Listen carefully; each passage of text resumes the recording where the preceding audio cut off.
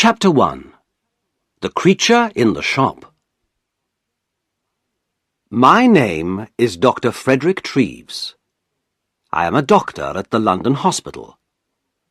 One day, in 1884, I saw a picture in the window of a shop near the hospital. I stopped in front of the shop and looked at the picture. At first, I felt interested. Then I felt angry. Then afraid. It was a horrible, ugly picture. There was a man in the picture, but he did not look like you and me. He did not look like a man. He looked like an elephant. I read the writing under the picture. It said, "Come in and see the Elephant Man, 2 pence." I opened the door and went in. There was a man in the shop. He was a dirty man in an old coat with a cigarette in his mouth. "What do you want?" he asked. "I'd like to see the Elephant Man, please," I said. The man looked at me angrily. "Well, you can't," he said. "The shop's closing now. You can come back tomorrow." "I'm sorry," I said, "but I would like to see him now. I have no time tomorrow. I have a lot of work to do. But I can give you more than 2 pence. The man looked at me carefully. Then he took the cigarette out of his mouth and smiled with his yellow teeth. "All right, sir," he said. "Give me 12 pence then." I gave him the money, and he opened a door at the back of the shop. We went into a little room. The room was cold and dark, and there was a horrible smell in it. A creature sat on a chair behind a table. I say a creature, because it was not a man or a woman, like you or me. The creature did not move or look at us. It sat very quietly on the chair, in the cold, dark, dirty room, and looked at the table. The creature had a cloth over its head, because of the cold. On the table in front of it, there was a dead flower. "Stand up!" said the shopkeeper loudly. The creature stood up slowly. It took the old cloth off its head and put it on the chair. I looked at the creature and felt sad. I am a doctor, so I know a lot about accidents and ill people. I see horrible, ugly things every day. But this creature, this thing, was the worst of all. There were no men or women in the hospital like him. He wore some old trousers, but no shirt, coat, or shoes, so I could see his body very well. His head was the most interesting thing. It was very, very big, like an enormous bag with a lot of books in it. The head did not have much hair, and there was another bag of brown, dirty skin at the back of it. This skin came down below his neck. I could not see one of his eyes very well, because a lot of skin came down in front of his face, too. An enormous red tooth came out of his mouth, under his nose. It looked like an elephant's tooth. The mouth and nose were like holes in the face. The face could not smile or laugh or look angry or sad, because the skin could not move. It was dead, like an elephant's face. There were more bags of dirty skin on the front and back of the creature's body. These bags came down to his legs. The right arm was enormous, and there were bags of skin on it, too. The right hand was like a man's foot. But the left hand, the left arm and the left hand were beautiful. The left arm had wonderful skin, and the fingers of the left hand were long and beautiful. It was like a young woman's hand. "Walk, Merrick," said the shopkeeper angrily. "Come on, quickly, move." He hit the creature with his hand. Slowly, the creature walked across the room. But he could not walk well. His legs were very big and fat, and he had a bad back. He could not walk far without a stick. "All right, thank you," I said. "Let him sit down. I don't want to see any more." I felt ill, and the smell in the room was very bad. "Yes, sir," said the shopkeeper. "Sit down, Merrick." We went out of the room and closed the door.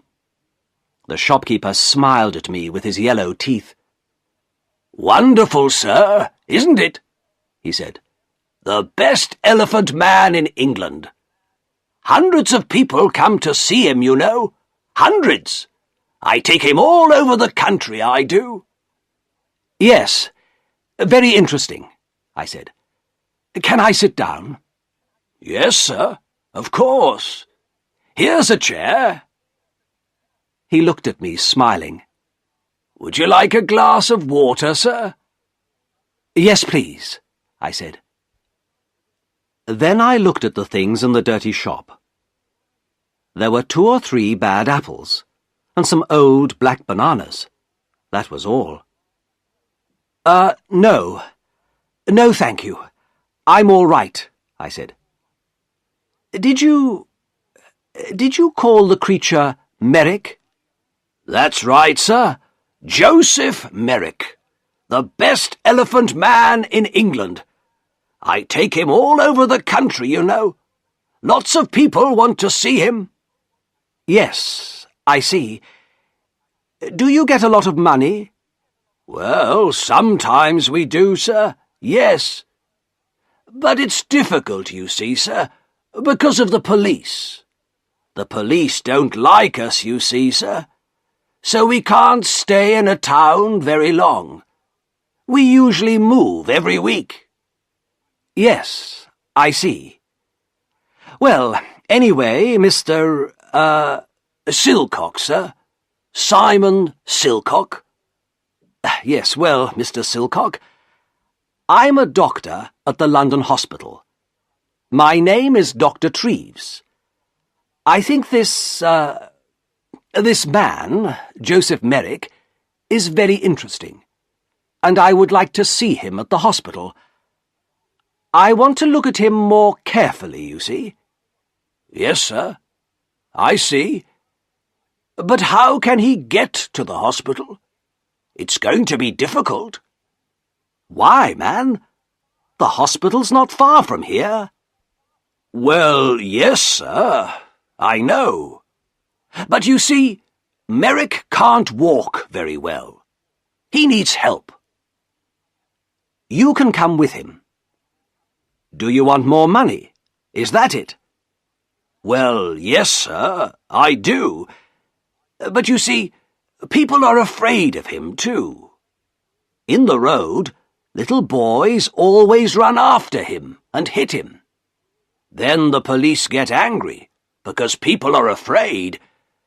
Sometimes they take us to prison." "I see," I said. "Well, how can he come to the hospital, then?" "Bring a cab, sir," said Silcock. "You can take him to the hospital in a cab."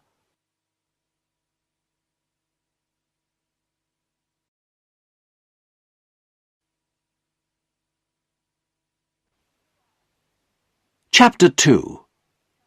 The Card. So next day, at 7 o'clock, I came to the shop in a cab. There were not very many people in the road, because it was early in the morning.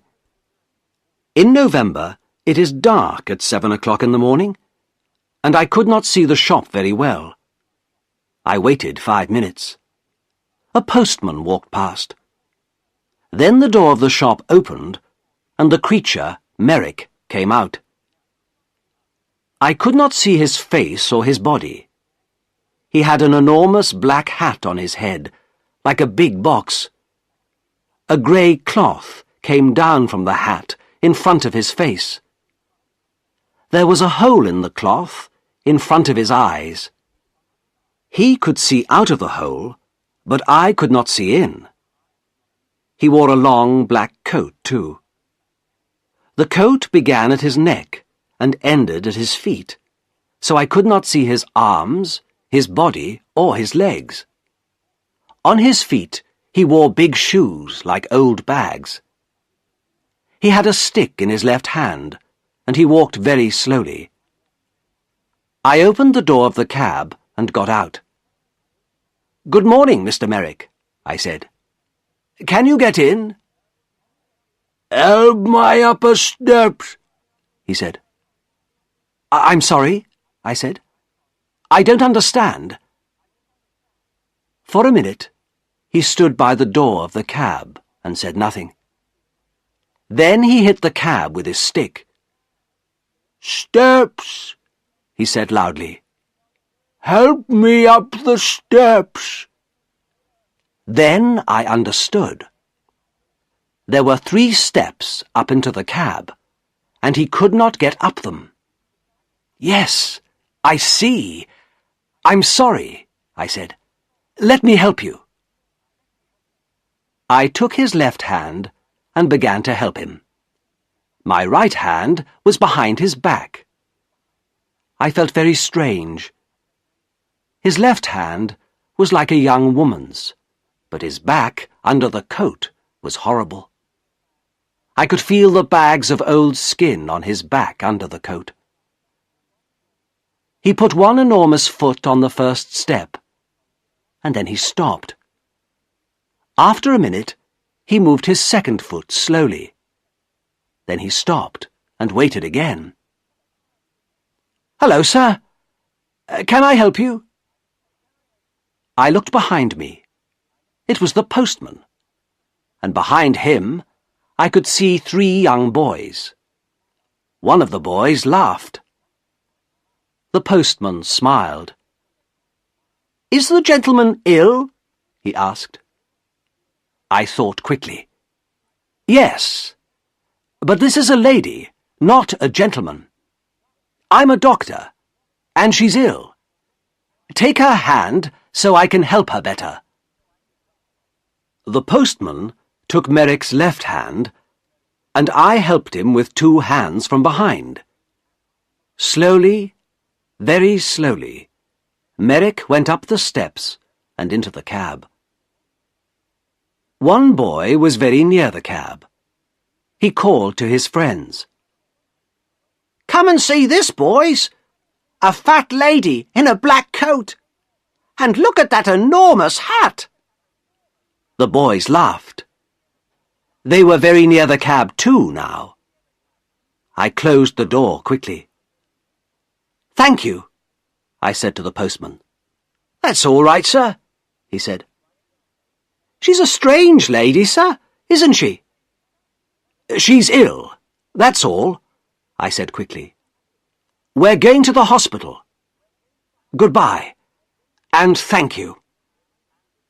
The cab drove down the road to the hospital. I looked at Merrick. "That was difficult, wasn't it?" I said. At first he said nothing, but then he spoke. His voice was very strange, but I listened to him carefully, and I could understand him. "The steps were very difficult," he said. "But most things are difficult for me." "Yes," I said. "Nothing is easy for you, is it?" "No," he said. He was very quiet for a minute. Then he said, "Who are you, sir?" "Who am I? Oh, I'm sorry. My name is Dr. Treves. Here, this is my card. I gave him a card with my name on. Then I thought, that was no good. This man can't read. But Merrick took the card and looked at it very carefully. Then he put it in his trousers pocket. I did not talk to him very much at the hospital. I looked at his head and arms and legs and body very carefully. Then I wrote the important things about him in a little book. A nurse helped me. Merrick looked at her sometimes, but she did not smile at him or talk to him. I think she was afraid of him. I think Merrick was afraid too, because he was very quiet. At 4 o'clock, I took him back to the shop in a cab. The next day, I looked in the shop window again, but the picture was not there.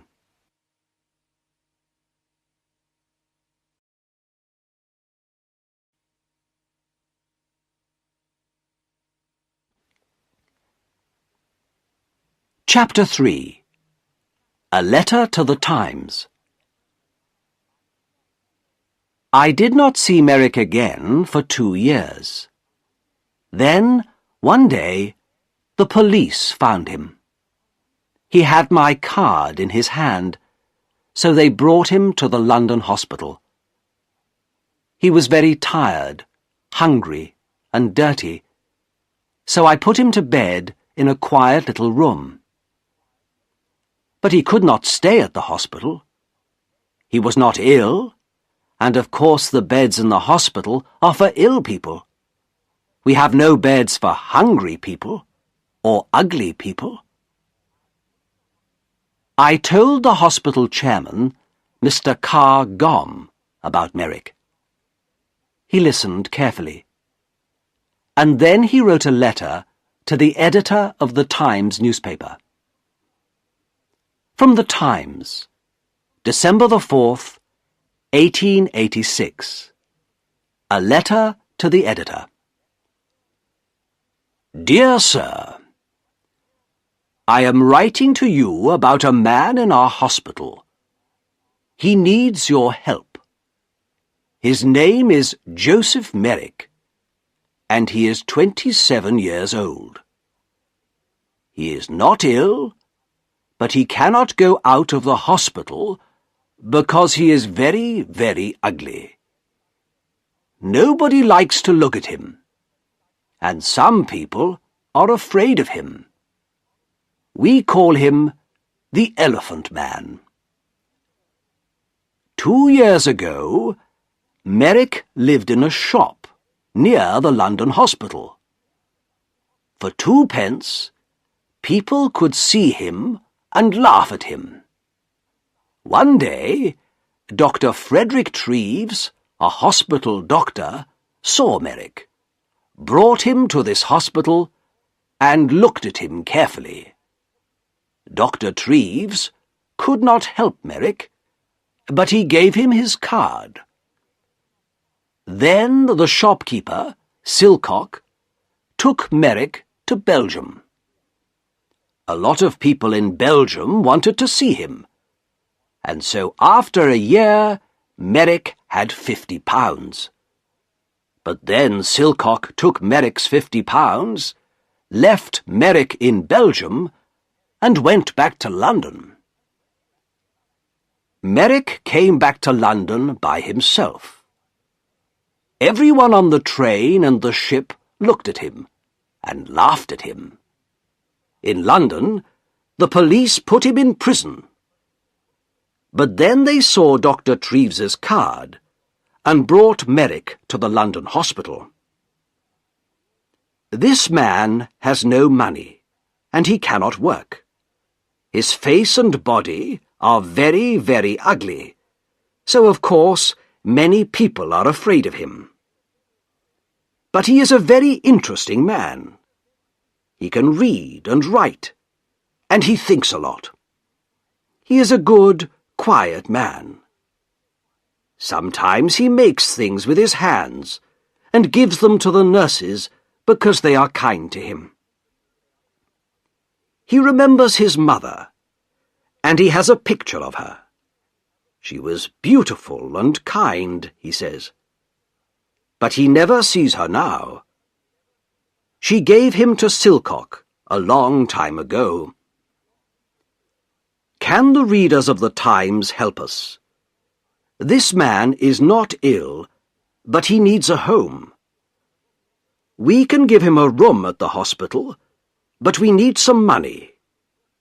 Please write to me at the London Hospital. Yours faithfully, F.C. Cargom, Chairman of the London Hospital. The readers of the Times are very kind people. They gave us a lot of money. After 1 week, we had £50,000, so Merrick could live in the hospital for all his life. We could give him a home.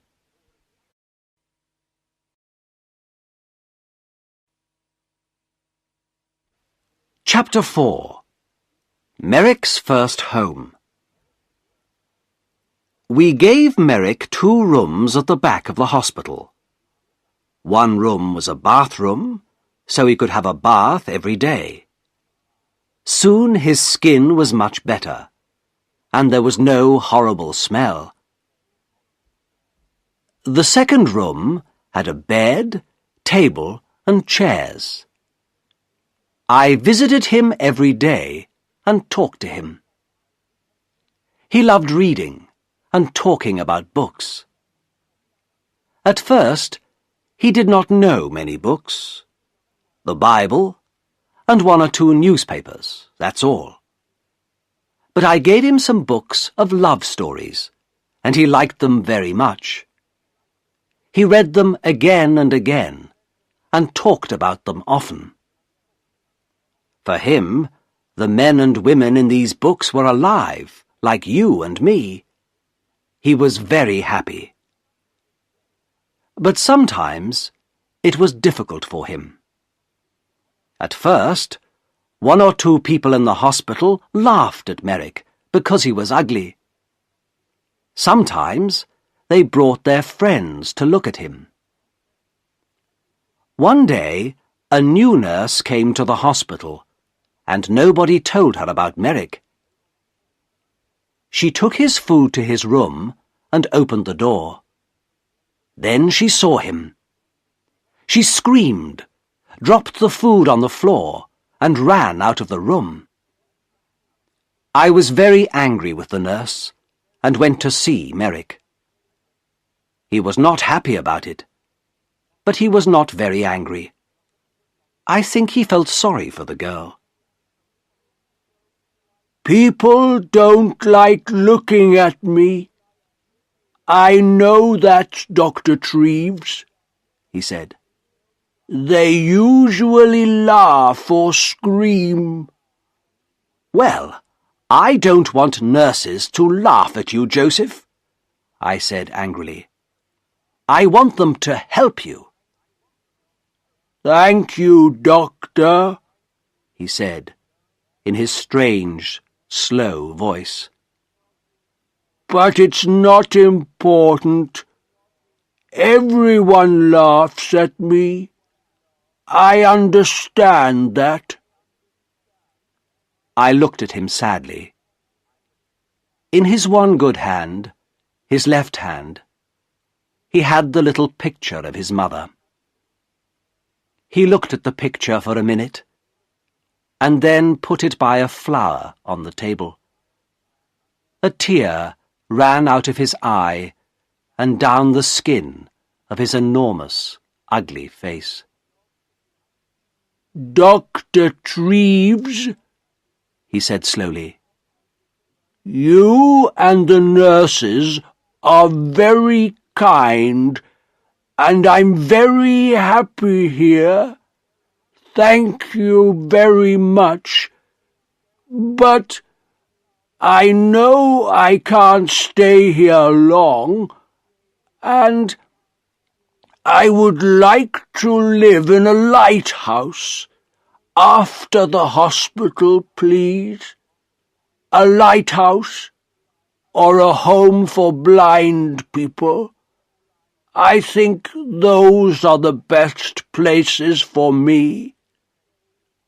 What do you mean? I asked. Why? He did not look at me. He put the flower on the picture and looked at it carefully. Lighthouses have sea all round them, don't they? He said. Nobody could look at me in a lighthouse, so I would be happy there. And blind people can see nothing, so they couldn't see me, could they? But Joseph, I said, this is your home. You live here now. You aren't going to leave the hospital. Not today, perhaps, he said, but soon. You are a kind man, Dr. Treves, but I can't stay here very long. I have no money. I smiled. Joseph, I said, this is your home now. Don't you understand? You can stay here all your life. Very carefully, I told him about the letter to the Times and the money. I don't think he understood at first, so I told him again. He was very quiet for a minute. Then he stood up and walked up and down the room very quickly. A strange sound came from him, like laughing.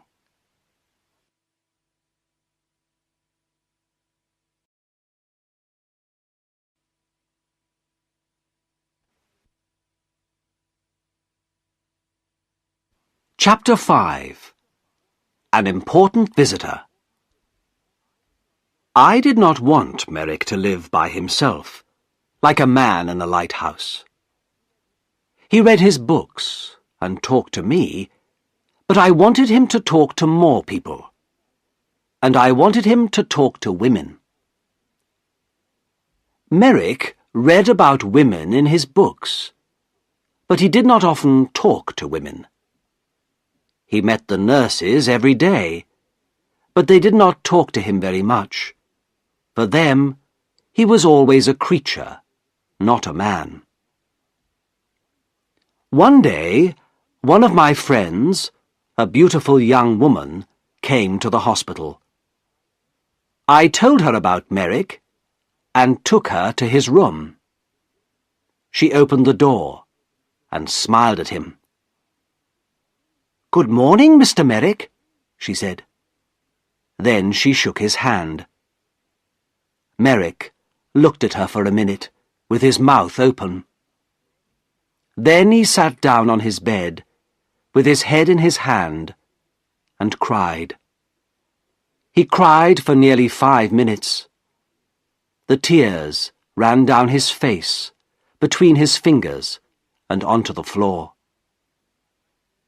My friend sat on the bed beside him and put her hand on his arm. She said nothing, but she smiled at him and shook his hand again before she left. "Dr. Treves," he said to me that night.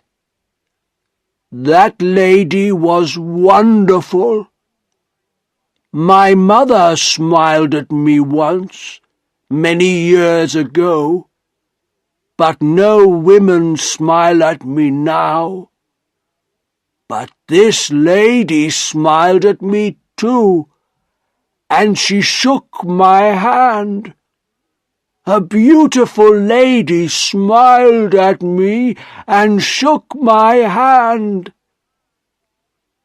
My young lady friend came again the next week and talked to Merrick for half an hour.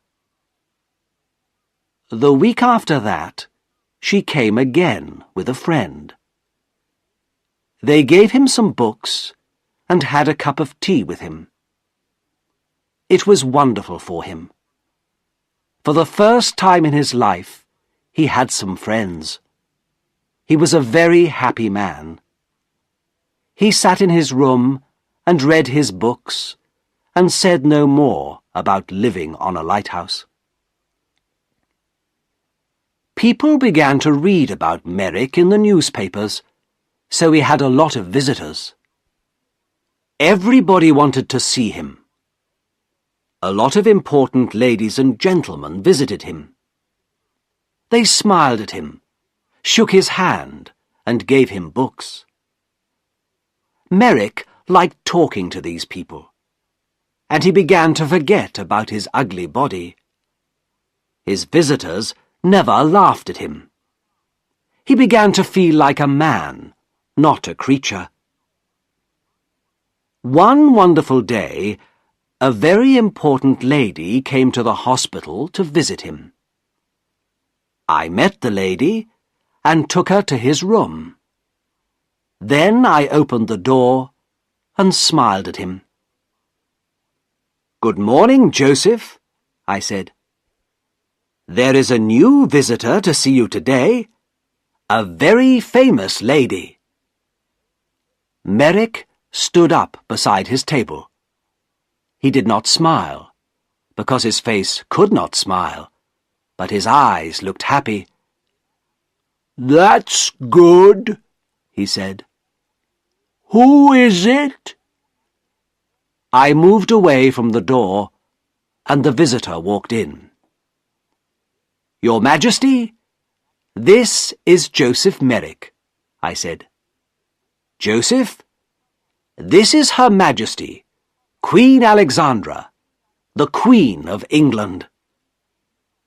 Queen Alexandra smiled at him. "How do you do, Mr. Merrick?" she said.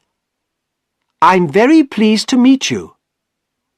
Then she shook his hand. Merrick did not move. For nearly half a minute he stood and looked at her with his mouth open. Then he spoke in his strange, slow voice. How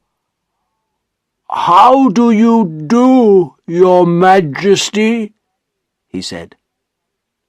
But I don't think the Queen understood him, because he tried to get down on his knees at the same time. It was very difficult for him, because of his enormous legs. "No, please, Mr. Merrick. Do get up," said the Queen. "I would like to talk to you. Can we sit at your table?" Yes, of course," he said. They sat at the table. She took his left hand, the good hand, in hers. She looked at the hand carefully, and then smiled at Merrick again. "I often read about you in the newspapers," she said. "You are a very interesting man, Mr. Merrick. You have a very difficult life, but people say you're happy. Is it true? Are you happy now?" "Oh, yes, Your Majesty. Yes," said Merrick. "I'm a very happy man. I have a home here now, and friends, and my books. I'm happy every hour of the day." "What a wonderful story," she said. "I'm very pleased to hear it. Now, tell me about your reading. I see you have a lot of books here." "Oh, yes, Your Majesty. I love my books," said Merrick.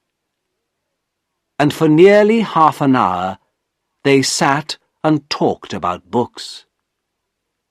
The Queen gave him a little book and some red flowers before she left.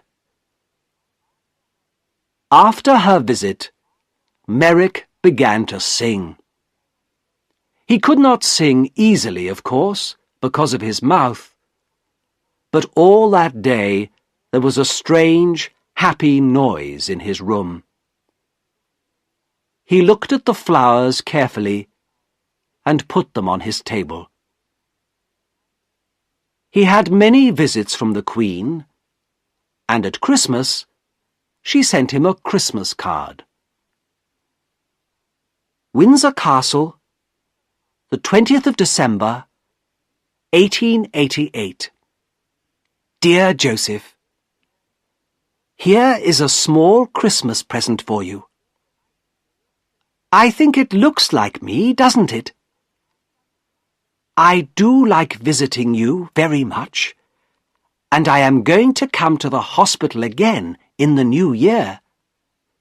Happy Christmas, your friend, Alexandra. The present was a picture of Queen Alexandra with her name on it.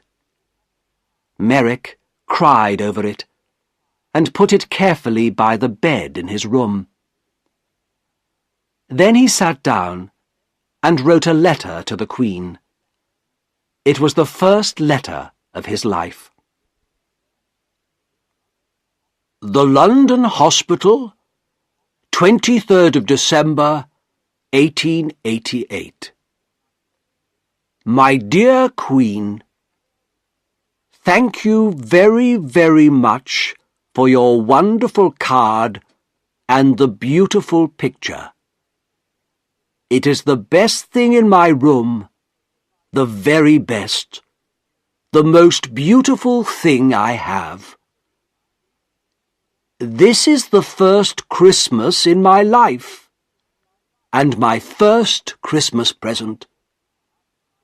Perhaps I had a Christmas with my mother once, but I do not remember it.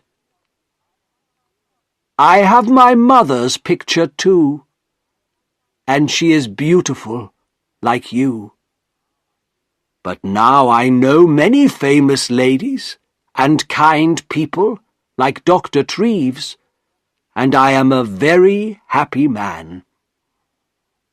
I am happy, too, because I am going to see you in the new year. Happy Christmas to you, my dear friend. With all my love, Joseph Merrick.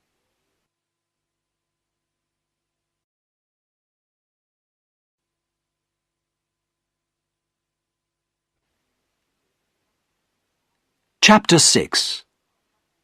Outside the hospital. Merrick had a lot of friends now, but he was more like a child than a man. He could read about things and talk to his visitors, but he could not go out of the hospital by himself. He thought and played like a child. After Christmas, he wanted to go to the theatre. This was very difficult, because I did not want the people in the theatre to see him. But a kind lady from the theatre, Mrs. Kendall, helped us. We bought tickets for a box at the side of the theatre. We went to the theatre in a cab with dark windows, and we went into the theatre by a door at the back, the Queen's door. Nobody saw us. 3 nurses sat at the front of the box, and Merrick and I sat in the dark behind them. Nobody in the theatre could see us, but we could see the play. It was a children's Christmas play. Merrick loved it. It was a most wonderful, exciting story. Often he laughed, and sometimes he tried to sing like the children in the theatre. He was like a child. For him, everything in the story was true. Once he was very afraid, because the bad man in the play was angry and had a knife. At first, Merrick wanted to leave the theatre, but I stopped him. Then he was very angry with this bad man in the play. He hit his hand on his chair and stood up and talked to the man, but nobody heard him. When the bad man went to prison, Merrick laughed. Merrick thought the beautiful young lady in the play was wonderful. He wanted to talk to her, too. At the end of the play, he was very happy because she married a good young man. He remembered this play for a long time, and he talked a lot about the people in it. "What do you think they did after we left?" he asked me. "Where do the young lady and the young man live? What are they doing now?" "I don't know," I said. "Perhaps they live in the country." Merrick thought about this for a long time. Then he said, "Dr. Treves, can I go to the country, please? I saw the country once from a train, but I never went there. I often read about it in books. It's very beautiful, isn't it? I would like to see it." The visit to the theatre was difficult, but a visit to the country was more difficult. But again, one of his new friends helped us. She had a small house in the country, and Merrick could stay in it for the summer, she said. I took Merrick to the country in a train with dark windows, so nobody could see him.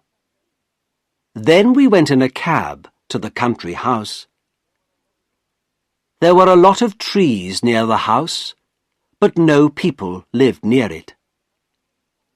A countryman brought food to the house every day, but no people came near it. I stayed with him that night. At night, it was very dark and quiet. In the morning, hundreds of birds sang in the trees, and everything outside the house was green. Merrick walked under the big trees, looking at things happily and singing his strange song. I went back to London, but Merrick stayed there for 6 weeks. He was wonderfully happy. Every week, he wrote me a letter. Apple Tree House, West Wickham, Berkshire, the 21st of July, 1889. Dear Dr. Treves, I had a wonderful day again today.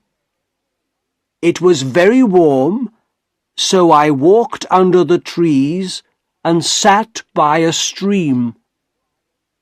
The water in the stream made a beautiful noise, like singing. Did you know that? I listened to it for 2 hours. Lots of little birds came near me. One had a red body in front and a brown back. I gave it some bread, and it sat on my hand. A lot of birds are my friends now. I watched the fish in the stream, too. They were very exciting, because they move very fast. 1 minute they were there, and the next minute I couldn't see them. But I waited quietly, and they always came back. I put my hand in the water, but I couldn't touch them. I met a big dog yesterday. It made a very loud noise, but I was not afraid. I sat down quietly and looked at it, and it came and smelt my hand. I saw it again today and gave it some bread. It likes me now. I am going to put some flowers from the country in this letter. There are hundreds of flowers here. Did you know that? I like the little blue ones best, but they are all beautiful. I have lots of them in my room. I give them water every morning. Little flowers are very thirsty, you know. I am very happy here, Doctor, but I want to see you again soon, too. With love, from your friend, Joseph Merrick. At the end of the summer, he came back to London. He was very well, and his skin looked much better. He talked about the country a lot, but he was happy to see his friends and his books again, too.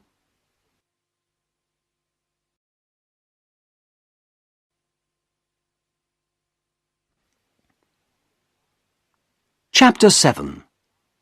The Last Letter. 6 months later, in April 1890, I found him dead in bed. He was on his back in bed, so at first I thought he was asleep. I talked to him, but he did not move. Then I saw that the skin on his face was blue, so I knew he was dead. He did not usually sleep on his back.